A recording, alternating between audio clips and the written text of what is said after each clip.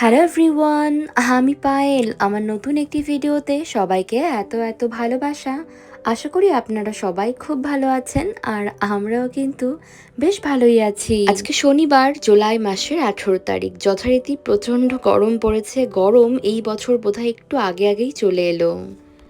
যাকে সকাল সকাল ঘুম থেকে উঠে আজকে না আমি তাড়াতাড়ি করে রান্না বান্না সারবো। তার একটাই কারণ, দাদাকে যেহেতু আসতে বলেছি, ও খেতে আসবে। আসলে ও না গতকালকে আসতে চেয়েছিল, তো গতকালকে আমি ওকে না করেছিলাম আসতে। তার একটাই কারণ, গতকালকে আমার শরীরটা খুব একটা ভালো ছিল না, আর রান্না বান্নাও তেমন কিছু করিনি। তো ওই জন্য বললাম তুই ছুটির দিন দেখেই আসিস। আজকে আর কালকে শনি আর রবি তো সাপ্তাহিক ছুটি, আবার সোমবারটাও কিন্তু লাল দাগ হলিডে রয়েছে জাপানে। সোমবার 20 তারিখ হলো মেরিন ডে, যেটাকে জাপানিজ ভাষায় বলা হয় উমিনোহি, মানে সমুদ্রের দিবস। প্রতি বছর এই সময় একেবারে ধুমধুমিয়ে গরম পড়ে জানেন। তো যাই হোক, সকাল সকাল রোদ্দুর তাপ ওঠার আগেই আমি রান্না বান্না করতে শুরু করে দিয়েছি। তাড়াতাড়ি করে রান্না বান্না শেষ করে দাদা এলে খাওয়া দাওয়া করবো, একটু গল্প করব। আবার আজকে বিকালে না একটা জায়গায় যাবার রয়েছে। আগামী 4-5 দিন মতো আমরা নিরামিষ খাওয়া দাওয়া করবো। কাঞ্চনকে বলেছি যে একদম মাছ মাংস হবে না বাড়িতে, জাস্ট আমরা নিরামিষ জমিয়ে রান্না করব আর খাওয়া দাওয়া করবো। যা গরম পড়েছে, সবসময় এত মাছ মাংস খেতে একেবারেই ভালো লাগে না, বুঝলেন তো। রসিয়ে কষিয়ে বেশ পদে পদে নিরামিষ রান্না বান্না করতেও কিন্তু সময় লাগে, তেমনি ভালো করে ঘি গরম মশলায় রান্না করতে পারলে এই নিরামিষ রান্না কিন্তু আমিষ রান্নাকে একেবারে টক্কর দিতে পারে। কি করছো?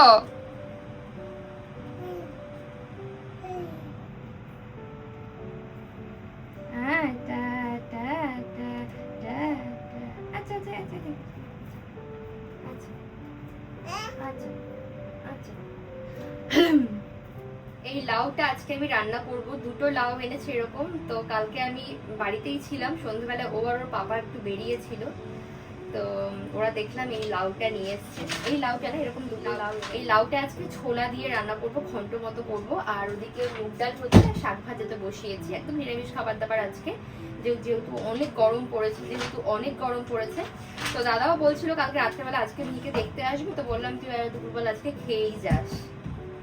আমাদের এখানে এই লাউ, ঝিঙে, কচু বা লাল শাক কিংবা ডাঁটা শাক, এগুলো কেবলমাত্র ওই একটা দুটো সপ্তাহ যা পাওয়া যাচ্ছে এখন, এটুকুই। সারা বছর তো বেসিক শাকসবজি আমরা খেয়ে থাকি। তো এখন যেটা হয়, এখন রান্নাঘরে এরকম প্রায়শই আপনারা দেশীয় শাকসবজি রান্না দেখতে পারবেন। প্রচন্ড গরমে হালকা পাতলা খাওয়াই ভালো, তার উপর আবার শুরু হয়েছে এখানে হিট স্ট্রোক। আমার মায়ের মুখে আমি অনেকবার শুনেছি জানেন তো, এই লাউ, চাল কুমড়ো, ঝিঙে বা ওই পেঁয়াজ, এগুলো নাকি কাটার পরে আর ধোয়া যায় না, তাহলে নাকি এর যে নির্যাসগুলো সেটাই বেরিয়ে যায়। ওই কারণেই আমি যখনই এই সব জাতীয় সবজি রান্না করি না কেন, ভালো করে খোসা ছাড়িয়ে ধুয়ে তারপর দেখুন এই যে কেমন ছুরির সাহায্যে কুচি কুচি করে কেটে নিচ্ছি। আমরা যেহেতু সাইতামার এন্ড আর টোকিওর স্টার্টিং পয়েন্টে থাকি, মানে আমাদের যে শহর রয়েছে এই শহর থেকে সাইতামা শেষ হচ্ছে আর টোকিও শুরু হচ্ছে। এই সাইতামা প্রিফেকচার সহ জাপানের আরো বেশ কয়েকটি প্রিফেকচারে জানেন তো হিট স্ট্রোকের আশঙ্কা রয়েছে।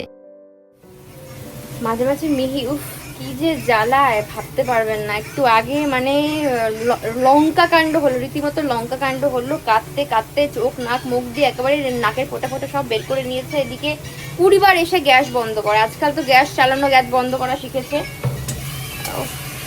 পুরো পাগল করে দেয়। দেখুন কি অবস্থা আমার আমার পাগল পাগল লাগছে এখন আমার। এদিকে আমার শরীরটাও তো ভালো না। আজকে এই ছুটির দিনে ওর পাপা বাড়িতে আছে ঠিকই, কিন্তু ওর তো সারা সপ্তাহ পর অনেকগুলো কাজ জমে থাকে, তো গোটা সপ্তাহের কাজ এই ছুটির দিনগুলোতে করে। তো ওই জন্য একটু বাইরে তো বের হতেই হয়। ধরুন ওই একটু পৌরসভার কাজ, সিটি অফিসের কাজ, তারপর একটুখানি জল আনা, মিহির খাবার দাবার গুলো জোগাড় যন্ত্র করা, সবজি বা দরকারি কিছু হলে সেগুলো আনতে যাওয়া। আমি তো আর এখন চট করে রেডি হয়ে মিহিকে নিয়ে বের হতে পারি না, তার একটাই কারণ টাইম লাগে, প্লাস বাচ্চা কাচ্চা নিয়ে সবসময় বের হওয়া যায় না।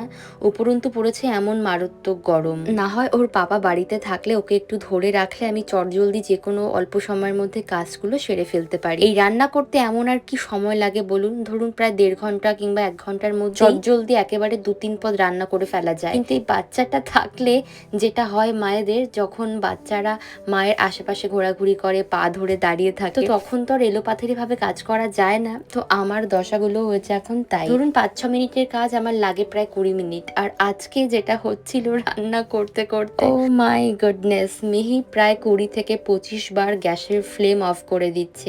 যতবার বলছি বন্ধ করিস না ততবার বন্ধ করছে। এবার ওইটুকু শিশু, ওকে তো আর আমি প্রতিরোধ করতে পারি না, তাই না? বড় জোর উপরন্তু বলতে পারি, কোলে উঠাতে পারি। তারপর আবার যেটা করলাম যে আমি ওকে ব্যাক ক্যারিয়ার করলাম, সেটাতেও থাকবে না।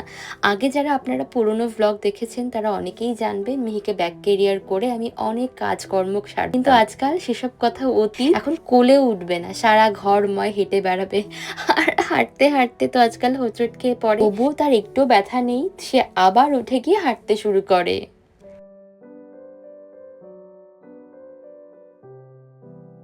তো যাই হোক, এদিকে মুগ ডালটা আমার প্রায় রেডি হয়ে গেল। যে ডাটাগুলো দিলাম এগুলো না, যে লাল শাকটা কিছুক্ষণ আগে রান্না করলাম ওটারই ডাটা। বেশ মোটা মোটা ডাটা ছিল, যদিও কচি ছিল। আমি তারপরেও ভাবলাম ডাটাগুলোকে আলাদা করে নিই, তাহলে আরেকটা পদ রান্না করতে পারবো। এই ডাটা দিয়ে ডাল খেতে আমার যে কি অমৃত লাগে। তো ডালটা আজকে একটু পাতলা পাতলাই করবো, যেহেতু বেশ গরম পড়েছে। আর ওইদিকে দেখুন সুন্দর মতো লাউটাও হচ্ছে। লাউটা আমি বড়ি দিয়ে রান্না করতেই পারতাম, কিন্তু বড়িটা না বেশ কয়েকদিন হলো শেষ হয়ে গিয়েছে। এই যে যখন মেয়েকে পেটে নিয়ে বাড়িতে গিয়েছিলাম তখন তো আর বইয়ে অত কিছু আনতে পারিনি। যদি বুদ্ধি করে একটু বড়ি লাগে যে ভরে নিতাম, খুব ভালো হতো। এই এখনো বাড়ি যেতে আমাদের বেশ কয়েকটা মাস বাকি, তো তার আগে বড়ি ফুরিয়ে গেল। যাকে ঝোলা দিয়েও মন্দ লাগে না। তো এদিকে আমি আবার ডালে ফোড়ন দেব। লাউ ঘন্টটাও প্রায় হয়ে গিয়েছে, একসঙ্গে নাবিয়ে নেব। তার আগে দেখুন ওই যে তেজপাতা দেখছেন ওটা না ফেলে দেব, তার কারণ আমার তেজপাতার একবারে অনেকটা ফ্লেভার তরকারিতে একদম পছন্দ না। অর্ধেক রান্না হলে আমি দেই ফেলে। আদা, শুকনো লঙ্কা, তেজপাতা, একটু পাঁচফোড়ন দিয়ে চলুন ডালটা এখন ফোড়ন দিয়ে নেই।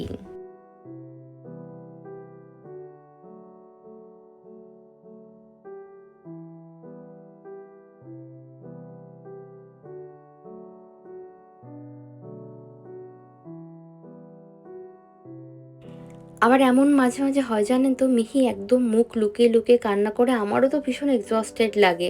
তো অকারণে আজকাল ভীষণ ট্যান্ট্রাম শো করে, যদি ওকে নিয়ে আমি বাইরে যাই, ঘুরতে যাই। কিন্তু এখন তো বড় হচ্ছে, টডলার ফেসে রয়েছে। আমি জানি এই বয়সের বাচ্চারা এই স্টেজে এসে অনেক সময় ইমোশনাল যে ব্যাপারগুলো ওগুলোর সঙ্গে ফাইট করে, ওগুলো বুঝতে শেখে, চিনতে শেখে, তখন একটু ট্যান্ট্রাম সহ্য করে। আজকেও সেটাই হচ্ছিল। তো আমি সমস্ত রান্নাবান্না শেষ না করে গ্যাসের ফ্লেম অফ করে জাস্ট ওকে নিয়ে ফ্যানের সামনে কোলে করে নিলাম। তারপর একটু বেস্ট ফিট করালাম, আদর করলাম। তারপর দেখলাম একটু ঠান্ডা হলো। তারপর তোর পাপাকে বাধ্য হয়ে ফোন করে। পাপা বাড়িতে আসার পর আমি আবার রান্না স্টার্ট করলাম। বেশ চলুন, আমার রান্না বান্না তো শেষ। জাস্ট লাউয়ের ঘন্টটার উপরে আমি একটুখানি ভাজা জিরে গুঁড়ো ছড়িয়ে দিলাম। এখন এই কিচেনটা ক্লিন করে সব। এর মধ্যেই আবার দাদা আসবে।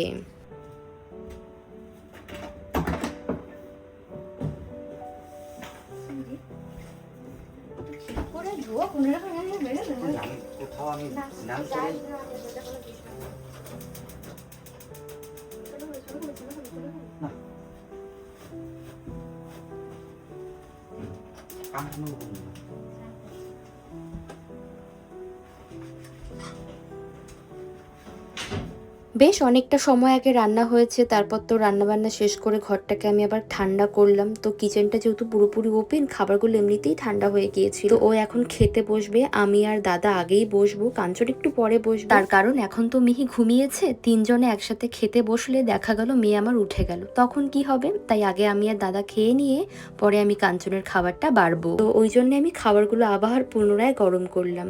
ডাল ভাত এগুলো একটু গরম গরম হলে খেতে ভালো হয়। আজকে লাল শাকটা কেমন হবে আমি না খেয়েই না বলতে পারবো, তার কারণ করার সময় আমি টের পেয়েছি শাকটা ভীষণ ভালো। তবে এইগুলো আমাদের দেশের যে পুরোপুরি লাল শাক আছে সেইগুলো না, একটুখানি সবুজ সবুজও ছিল, তবে লালের ভাগটা অনেকটা বেশি থাকায় ব্যাপারটা ভেজে নেওয়ার পর পুরোপুরি লাল শাকের মতোই হয়ে গিয়েছে। আমার খাবারটা এখন আমি বাড়লাম, আর দাদার খাবারটা আমি আগেই দিয়ে দিয়েছি। এখন চলুন দুই ভাই বোন গল্প করতে করতে আয়েশ করে দুপুরের খাবারটা খাই।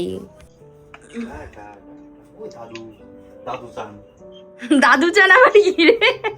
বলো ওজি চান, দাদু চান, দাদু চান।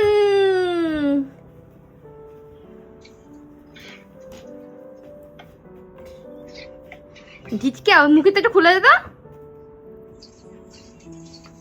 ঝিঙ্কা চিকা চলো, তুই মামার কোলে উঠেছ বেবি। দিম্মা দেখছে, এই যে দিম্মা এখন পাপড় শোকাচ্ছে। মিহির দিম্মা এখন পাপড় শোকাচ্ছে। ও মা, আমার একটু হাই করো তো মা। এবার হাই করো মা, একটু হাই করো, হাই করো মা, একটু হাই করো। হ্যালো সবাইকে। ওই দেখেছেন মা হাই করে আবার। একটা হাম্পি দাও, শোনো হাম্পি দাও, একটু মুখটা বাড়া, মুখটা বাড়া। একটা হাম্পি দাও, একটা হাম্পি দাও। না তুমি বাই বাই করো না, তুমি হাম্পি দাও, একটা বাই বাই করো না, হাম্পি দাও। দাদা মাঝে মাঝে বাড়িতে মিহিকে দেখতে আসে আর বলে, বাপরে বাপ তুই সোনা কি ভয় পেতি আমাকে দেখে, সেই বুঝেই তো নামটা দেয়া হয়েছিল হালুম মামা, মানে হালুম করে দেখবে আর হালুম করে ভয় পাবে। দাদাকে এখন বলি এখন তোর ভয় পায় না, এখন শুধু মামাটাই থাক নাকি, কিন্তু দাদা বলে না ওই হালুম মামাই ঠিক আছে। ও বলে এটাই সারা জীবন থেকে যাক, এই হালুম মামা নামটা নাকি ওর ভীষণ প্রিয়।